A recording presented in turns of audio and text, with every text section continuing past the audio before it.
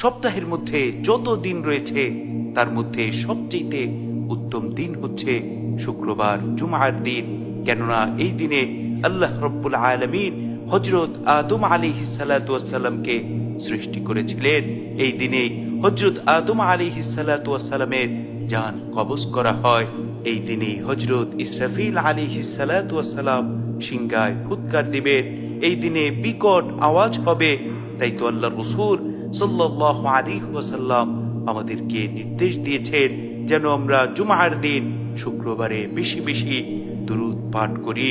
কারণ যেই বান্দা শুক্রবার জুমার দিনে আল্লাহর রাসূল সাল্লাল্লাহু আলাইহি ওয়াসাল্লামের উপর দুরূদ পাঠ করবে, রহমতের ফেরেশতারা তার দুরূদ রাসূল আকরাম সাল্লাল্লাহু আলাইহি ওয়াসাল্লামের সামনে পেশ করবেন।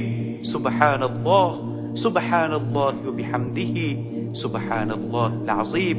এ সম্পর্কে সুনানে আবু দাউদের 1047 নম্বর হাদিস।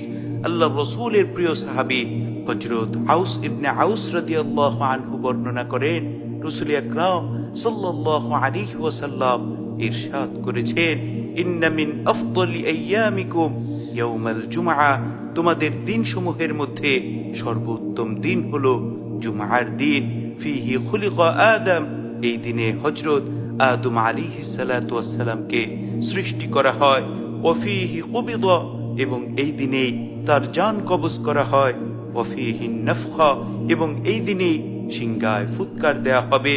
ওয়া ফিহি সাকা, এবং এই দিনেই বিকট আওয়াজ হবে। ফাকসিরু আলাইয়া মিনাস সালাতি ফিহি, সুতরাং তোমরা এই দিনে বেশি বেশি আমার উপর দুরূদ পাঠ করো। ফা ইন্না সালাতাকুম মা'রুদাতুন আলাইয়া, কেননা এই দিনে তোমাদের দুরূদ আমার কাছে পেশ করা হয়।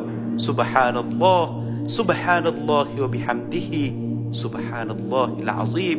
আল্লাহর রাসূল সাল্লাল্লাহু আলাইহি ওয়াসাল্লামের মুখে এমন কথা শুনে সাহাবায়ে কেরাম রাদিয়াল্লাহু আনহুম জিজ্ঞাসা করলেন, ইয়া রাসূলুল্লাহ, ওয়া কাইফা তু'রাদু সালাতুনা আলাইকা ওয়া ক্বাদ আরিমতা, ওগো আল্লাহর রাসূল, কিভাবে আমাদের দুরূদ আপনার সামনে পেশ করা হবে? আপনি তো মাটির সাথে মিশে যাবেন।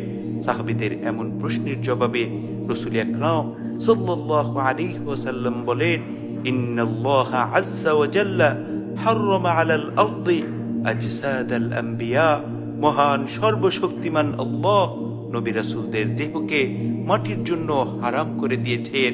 নবী রাসূলদের দেহকে মাটি কোনো ক্ষতি করতে পারবে না, অর্থাৎ নবী রাসূলদের দেহ যেমন ছিল তেমনই থাকবে। সুবহানাল্লাহ, সুবহানাল্লাহি ওয়া বিহামদিহি, সুবহানাল্লাহিল আযীম। এজন্য আমাদের প্রত্যেকের উচিত হচ্ছে জুমার দিন বেশি বেশি আল্লাহর রাসূল সাল্লাল্লাহু আলাইহি ওয়াসাল্লামের উপর দুরূদ পাঠ করা। আল্লাহ রব্বুল আলামিন আমাদের প্রত্যেককে রাসূল আকরাম সাল্লাল্লাহু আলাইহি ওয়াসাল্লামের উপর বেশি বেশি দুরূদ পাঠ করার তৌফিক দান করুন। আমিন।